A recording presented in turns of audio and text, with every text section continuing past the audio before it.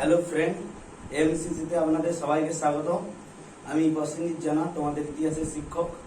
আজ net set history syllabus সম্পর্কে বিস্তারিত আলোচনা করব।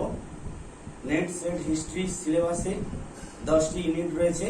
তার প্রথম 10টি তিনটি প্রাচীন যুগের ইতিহাস, তারপরে 3টি হচ্ছে মধ্যযুগের ইতিহাস, তারপরে 3টি হচ্ছে আধুনিক যুগের ইতিহাস, আর লাস্ট ইউনিট 10 ইউনিট হিস্টোগ্রাফি ইতিহাস লিখন শৈলী সম্পর্কে আলোচনা রয়েছে। তো আমরা এই সিলেবাসে যাওয়ার আগে নেট সেট সিলেবাসে যেসব শব্দাবলী, কিছু শব্দাবলীর উল্লেখ রয়েছে, বিশেষত প্রাচীন যুগের ইতিহাস থেকে যেসব শব্দাবলীর উল্লেখ করা হয়েছে সেগুলি সম্পর্কে আমরা প্রথম আলোচনা করব। সেই শব্দাবলীগুলিকে আমি বোর্ডে লিখে রেখেছি। প্রথম ইম্পর্টেন্ট শব্দাবলীগুলি, প্রথম হচ্ছে ভারতবর্ষ। এখানে ভারতবর্ষ ইম্পর্টেন্ট ওয়ার্ডগুলির মধ্যে ভারতবর্ষ, কেন ভারতবর্ষের নামকরণ করা হয়, কোথা থেকে ভারতবর্ষের নামকরণের উৎপত্তি হয়েছে, এই সম্পর্কে বিস্তারিত আলোচনা করব। তারপরে হচ্ছে সভা সমিতি, বৈদিক যুগের সভা সমিতি সম্পর্কে কি, বা সভা সমিতি কেন গঠিত হয়েছিল, তার কার্যকলাপ কি ছিল, সে সম্পর্কে আমরা আলোচনা করব। নেক্সট বর্ণাশ্রম ব্যবস্থা, চতুরাশ্রম ব্যবস্থা, বর্ণাশ্রম ব্যবস্থা, এগুলি নিয়েও আলোচনা করব। বেদান্ত, পঞ্চবেদ, মহাবেদ, এগুলি নিয়েও আলোচনা করব। পুরুষার্থ কি, ঋণ কি, সংস্কার কি, যজ্ঞ কি, সংস্কার 16 রকমই সংস্কার রয়েছে, 16 রকমই সংস্কারগুলি আলোচনা করব। যজ্ঞ, কত রকমের যজ্ঞ, প্রাচীন যুগের যজ্ঞ করা হতো, যেমন 3 রকম যজ্ঞ করা হতো, সেই যজ্ঞগুলি নিয়েও আলোচনা করব। গণরাজ্য কখন গঠিত হয়েছিল, গণরাজ্যগুলি কি কি, সে সম্পর্কেও আলোচনা করব। জনপদ, মহাজনপদ, দণ্ডনীতি, কৌটিল্যের অর্থশাস্ত্রের দণ্ডনীতি কি, কৌটিল্যের যে দণ্ডনীতি ছিল সেগুলি কি ছিল, সেগুলি নিয়েও আলোচনা করা হবে বিস্তারিতভাবে। ধর্ম বিজয়, স্তূপ, চৈত্য বিহার, কখন বৌদ্ধ ধর্মে কোন স্তূপ গঠিত হয়েছিল, কখন চৈত্য গঠিত হয়েছিল, কখন বিহার গঠিত হয়েছিল, সেগুলি নিয়েও আলোচনা করব। এই সময় যেসব প্রাচীন যুগের যেসব শৈলী, বিশেষত নাগর শৈলী, দ্রাবিড় শৈলী, বৈশরা শৈলী যে বিকাশ লাভ করেছিল, তা সম্পর্কেও আমরা আজ ধীরে ধীরে আলোচনা করব। বৌদ্ধ সত্য, জৈন ধর্মে তীর্থঙ্কর, বৌদ্ধ সত্য কি, জৈন ধর্মে যেসব তীর্থঙ্কর 24 জন তীর্থঙ্কর সম্পর্কে বিস্তারিতভাবে আলোচনা করা হবে। আলবার সম্প্রদায় অর্থাৎ শৈব সম্প্রদায়, নায়নার সম্প্রদায় অর্থাৎ বৈষ্ণব সম্প্রদায় সম্পর্কেও আমরা আলোচনা করব। শ্রেণী, বণিক সংগঠনগুলি সম্পর্কেও আমরা বিস্তারিতভাবে আলোচনা করব। এই সময় প্রাচীন যুগে বিশেষত কর, কোন ধরনের বলি কখন হচ্ছে স্বেচ্ছামূলক কর ছিল, কখন হচ্ছে বলি জবরদস্তিমূলক কর ছিল। বৈদিক যুগের প্রথম দিকে বলি হচ্ছে স্বেচ্ছামূলক কর ছিল, পরের দিকে বলি হচ্ছে বাধ্যতামূলক করে পরিণত ছিল। স্ত্রীধন কি, বিয়ের সময় স্ত্রীদেরকে, বিশেষত মেয়েদেরকে যেসব সম্পত্তি বা বিশেষত সম্পত্তি চাইতে বিশেষত স্বর্ণ, মুদ্রা, অলংকার যা হতো, সেগুলি মৌর্য যুগে কিভাবে স্ত্রী ধনে পরিণত হয়েছিল সে সম্পর্কেও বিস্তারিতভাবে আলোচনা করব। এটি মূলত প্রাচীন যুগের ইম্পর্টেন্ট ওয়ার্ড। প্রাচীন যুগে যখন প্রাচীন ভারতের ইতিহাস প্রথম থেকে পড়ানো হবে, তখন এই ওয়ার্ডগুলি বা শব্দগুলি একটার পর একটা আসতে থাকবে, এবং সেখন ধীরে ধীরে এই শব্দগুলিকে হচ্ছে আস্তে আস্তে ভাবে ধীরে ধীরে বলা হবে। এবার আসছি ইউনিট 1-এ কি কি রয়েছে, কি কি পড়ার জন্য আমরা রেডি হব। প্রথম রয়েছে পুরাতাত্ত্বিক উৎস। এখানে অন্বেষণ, উৎখনন, পুরাবিদ্যা, মুদ্রাশাস্ত্র, পুরাতাত্ত্বিক বিবরণ, সময় নির্ধারণ কিভাবে করা হয়েছিল বা উৎখনন কিভাবে করা হয় সে সম্পর্কে বিস্তারিত আলোচনা করা হয়েছে বা বিস্তারিতভাবে আলোচনা করা হবে। সাহিত্যিক উৎসের মধ্যে রয়েছে স্বদেশী সাহিত্য, ধার্মিক বা ধর্মনিরপেক্ষ সাহিত্য সম্পর্কে আমরা আলোচনা করব। এই সময় যেসব সাহিত্যের বিকাশ ঘটেছিল, মিথিক সাহিত্য, পৌরাণিক কাব্য, বৈদিক কাব্য, এইসব কাব্য নিয়েও আলোচনা করানো হবে। বিদেশি বিবরণের মধ্যে রয়েছে ইউনানি, চীনা, আরবি বিদ্বানদের বিবরণ সম্পর্কে আলোচনা করা হবে। পশুচারণ ও খাদ্য উৎপাদনের মধ্যে রয়েছে নব্যপাষাণ ও তাম্রপাষাণ যুগের বসবাস ও হাতিয়ার ও বিনিময় প্রথা।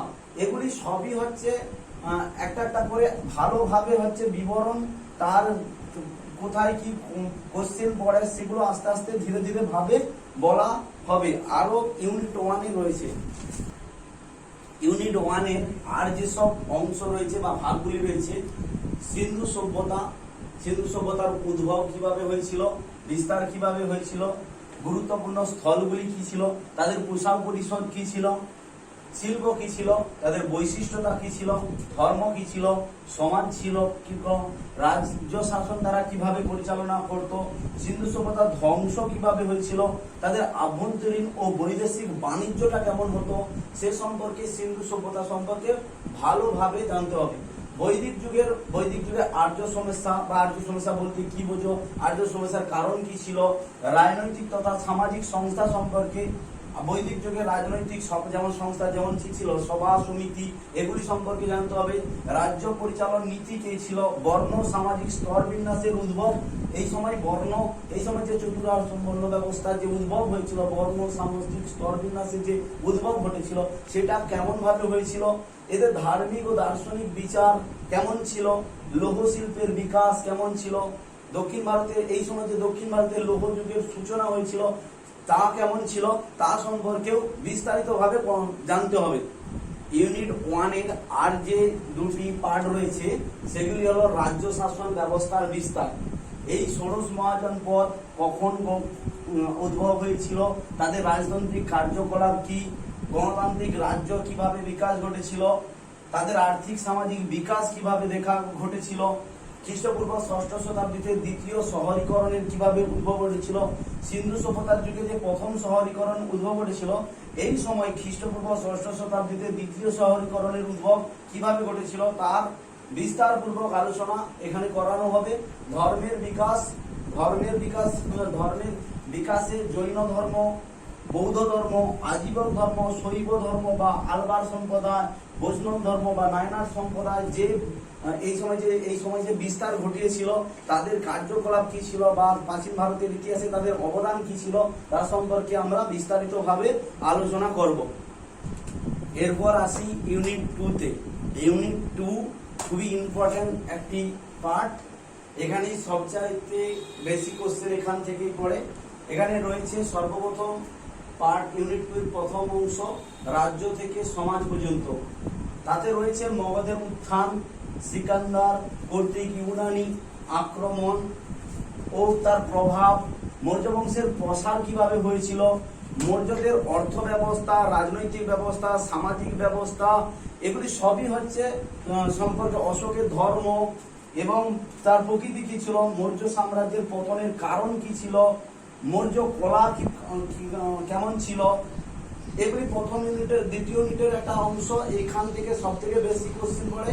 অন্যান্য ক্ষেত্রীয় রাজ্যের উদ্ভবের দ্বিতীয় পার্ট হচ্ছে অন্যান্য ক্ষেত্রীয় রাজ্যের উদ্ভব, যেমন এই সময় কোন কোন রাজবংশের উদ্ভব ঘটেছিল, ইন্দো ইউনানি, শুঙ্গ বংশ, সাতবাহন বংশ, কুষাণ বংশ, শক বংশ, ক্ষত্র বংশ, সঙ্গম সাহিত্যের এই সময় বিকাশ ঘটেছিল, সঙ্গমকালীন দক্ষিণ ভারতের রাজ্য শাসন প্রণালীর বিকাশ ঘটেছিল, তার সমাজ ব্যবস্থার বিকাশ ঘটেছিল, এই সময় রোমানদের সাথে ব্যবসা বাণিজ্যের যে বিস্তার ঘটেছিল বা রোমান বা আদার যেসব বা ব্যবসা বাণিজ্যের বিকাশ ঘটেছিল তারও ব্যবস্থা সম্পর্কে, দক্ষিণ ভারতের রাজ্য শাসন প্রণালী সম্পর্কে এখানে পড়তে হবে, সমাজ ব্যবস্থা পড়তে হবে, রোমানদের সাথে ব্যবসা, মৌর্য পরবর্তীকালে কলা কেমন ছিল, এই সময় বিশেষ করে যে কলাগুলি বিকাশ ঘটেছিল, গান্ধার শিল্পকলা, মথুরা শিল্পকলা, অমরাবতী শিল্পকলা, এগুলি সম্পর্কে বিস্তরভাবে আলোচনা করা উচিত।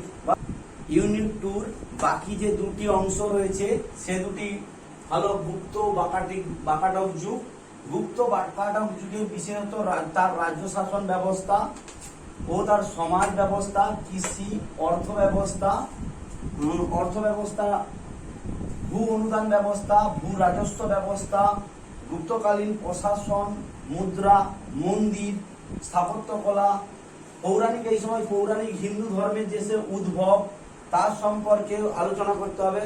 সংস্কৃত ভাষা, এই সময় সংস্কৃত ভাষার যে বিকাশ ঘটেছিল, সংস্কৃত ভাষার বিজ্ঞান, জ্যোতিষশাস্ত্র, গণিত, ঔষধি বিকাশ, এগুলি হচ্ছে ইউনিট 2-র একটা অংশ। তারপরে রয়েছে ডি হর্ষ তার পরবর্তী যুগ। এখান থেকে তেমন কোশ্চেন না পড়লেও বিশেষত হর্ষ ও তার পরবর্তী যুগের প্রশাসন আর ধর্ম সম্পর্কে বিশেষভাবে জানতে হবে। এইগুলি সবই দ্বিতীয় ইউনিটের একটি অংশ। নেক্সট আমরা ইউনিট 3 সম্পর্কে আলোচনা করব। ইউনিট 3 মূলত দক্ষিণ ভারতের ইতিহাস। এটি সম্পূর্ণ দক্ষিণ ভারতকে কেন্দ্র করে দক্ষিণ ভারতের রাজ্য শাসন ব্যবস্থা থেকে শুরু করে দক্ষিণ ভারতে যেসব রাজ্যের উদ্ভব ঘটেছিল, পূর্ব ভারতে কোন সব রাজ্য ঘটেছিল, উত্তর পূর্ব পশ্চিম ভারতে কোন কোন রাজ্য উদ্ভব ঘটেছিল, এটাই হচ্ছে তৃতীয় ইউনিটের শেষ, মানে প্রাচীন ভারতের ইতিহাসের শেষ ইউনিট দক্ষিণ ভারতের ইতিহাস। মূলত এই ইউনিটের যে অংশ রয়েছে তা হলো, প্রথম রয়েছে ক্ষত্রিয় রাজ্যের উদ্ভব, যেমন গঙ্গ, কদম্ব বংশ, পশ্চিম পূর্ব চালুক্য বংশ, রাষ্ট্রকূট বংশ, কল্যাণীর চালুক্য বংশ, কাকাতীয় বংশ, হৈসাল বংশ, যাদব বংশ। এই সময় যেসব ক্ষত্রিয় রাজ্যগুলির উদ্ভব ঘটেছিল মূলত এগুলি।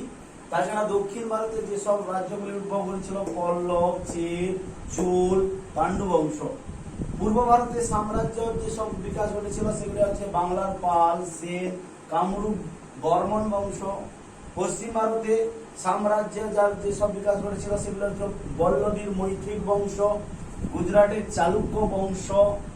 উত্তর ভারতে যেসব সাম্রাজ্যের বিকাশ ঘটেছিল সেগুলি হচ্ছে গুর্জর প্রতিহার বা গুর্জর প্রতিহার, কলচেরি, চেদি, গাহড়বাল ও পারমার বংশ। এগুলি সবই দক্ষিণ ভারতে বিকাশ লাভ ঘটেছিল।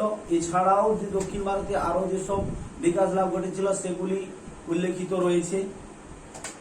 ইউনিট 3 বাকি যে অংশগুলি ইম্পর্টেন্ট সেগুলি হলো কৃষি ও অর্থ ব্যবস্থা। এই যুগে ভূমি অনুদান, উৎপাদন, শ্রেণীবদ্ধ ভূমি, কৃষি জমিতে জলের ব্যবস্থা, কর প্রণালী, মুদ্রা ব্যবস্থা, ব্যবসা বাণিজ্য শহরীকরণ এই সময় ঘটেছিল।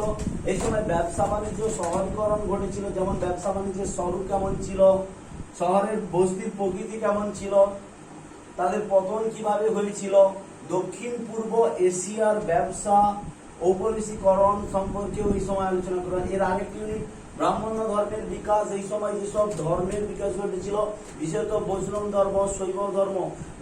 এই বৈষ্ণব ধর্ম, শৈব ধর্মের মধ্যে যেমন শঙ্করাচার্য ছিল, শঙ্করাচার্য, বিশেষত মাধবাচার্য, রামানুজা, এদের সম্পর্কে সংক্ষেপে আলোচনা করা হবে। এর লাস্ট যে ইউনিটটি রয়েছে প্রাচীন ভারতের ইতিহাসে লাস্ট ইউনিট 3 যে লাস্ট অংশটি রয়েছে সেটা হচ্ছে আরবের সাথে সম্বন্ধ। বিশেষত আরবের সাথে সম্বন্ধ বলতে সুলেমান গজনির বিজয় কেমন হয়েছিল, গজনি কবে ভারত আক্রমণ করেছিল, আল-বিরুনি কবে ভারতে এসেছিল, তার যাত্রার বিবরণ কি ছিল, তার বইয়ের নাম কি ছিল, এগুলি সম্পর্কে বিস্তারিতভাবে আলোচনা করব। এখানেই বলা যায় যে প্রাচীন ভারতের ইতিহাসের এই 3টি ইউনিট মিলেই হচ্ছে প্রাচীন ভারতের ইতিহাস শেষ হয়েছে। প্রাচীন ভারতের ইতিহাস থেকে 100টি প্রশ্নের 30টি কোশ্চেন পড়ে। 30টি কোশ্চেন এখান থেকে ভালো রকম ভাবে পড়লে কমপ্লিট হয়ে যাবে।